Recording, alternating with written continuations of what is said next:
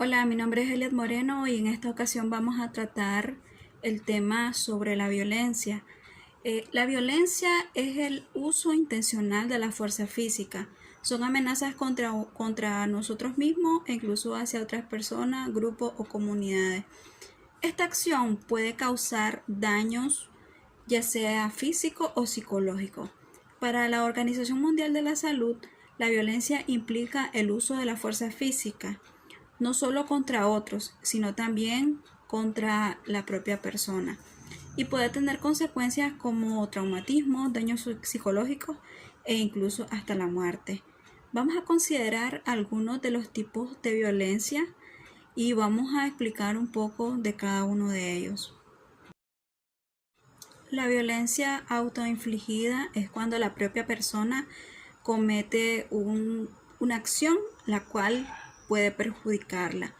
Es el daño intencional. Podemos poner un ejemplo, aquellas personas que quizás realizan cortes en sus brazos, cortes en sus piernas, en cualquier parte de su cuerpo. Esto puede ser de manera consciente y muchas veces estas acciones llegan hasta el cometer el suicidio. Esta conducta la encontramos mucho en las personas con trastorno límite de la personalidad. La violencia interpersonal es una de las más comunes, podríamos decir, que miramos en muchos ambientes. Es cuando una persona agrede a otra. Y dentro de toda esta categoría podemos encontrar la violencia hacia la mujer, la violencia doméstica, la violencia hacia el varón, entre otras. Lamentablemente muchas veces normalizamos estas conductas y creemos de que porque muchas personas lo hacen es una conducta normal, pero no deja de ser violencia. En cuanto a la violencia colectiva, la OMS se refiere a esta violencia cuando esta es usada como instrumento por parte de personas que se identifican a sí mismas como miembros de un grupo, ya sea transitorio o una identidad más permanente, contra otro grupo o conjunto de individuos para lograr objetivos políticos, económicos o sociales. Otro de los tipos de violencia que podemos encontrar también es la violencia física. Esta ocurre cuando una persona transgrede el espacio corporal de la otra persona sin su consentimiento, ya sea sometiéndola a golpes, a empujones, utilizando la fuerza. Puede provocar lesiones físicas con algún tipo de objetos. Estos pueden ser letales o no. También dentro de esta categoría está forzar a las personas a tener relaciones sexuales.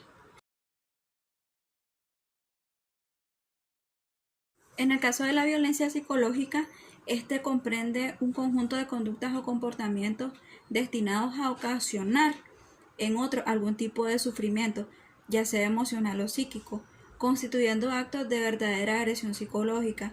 Estos actos, los cuales son intencionados, en algunas veces no, reducen a la víctima, vulneran su autoestima o la someten a la burla, a la humillación o a otras formas de sufrimiento no físico, es decir, sin llegar a lastimar el cuerpo de la víctima. Pero esta situación es muy peligrosa porque de hacerse recurrente, la violencia psicológica puede convertirse en un maltrato psicológico. Otro tipo de violencia es la violencia sexual. Esta la encontramos muchas veces en las parejas. Esta acción es el someter a una persona a tener relaciones sexuales sin consentimiento, lo cual indica que es una violación. Nos referimos a los malos tratos, a las relaciones no consentidas, forzadas o impuestas por el otro. Este tipo de acciones violentas pueden realizarse con el propio cuerpo o con objetos. Pueden ocurrir dentro o fuera de una relación afectiva o familiar y suelen ir acompañados de otras formas de maltrato como el psicológico, el verbal y el emocional. La negligencia también es otro tipo de violencia, ya que esta se da por omisión. Es un tipo de agresión que consiste en no realizar unas acciones a las que estamos obligados a realizar para garantizar el bienestar mínimo de una persona o de un individuo. En el caso de la violencia por abandono u omisión, es cuando los adultos, padres, madres o cuidadores demuestran un trato negligente hacia los niños, hacia sus hijos, hacia sus parientes.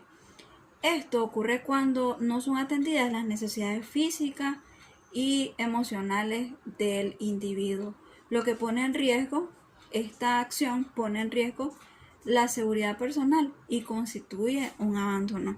Y prácticamente aquí culminamos lo que son algunos de los tipos de violencia que consideramos en esta ocasión, y esperemos de que esta información sea de utilidad y que hayamos quedado claros en cuanto a algunos conceptos de violencia.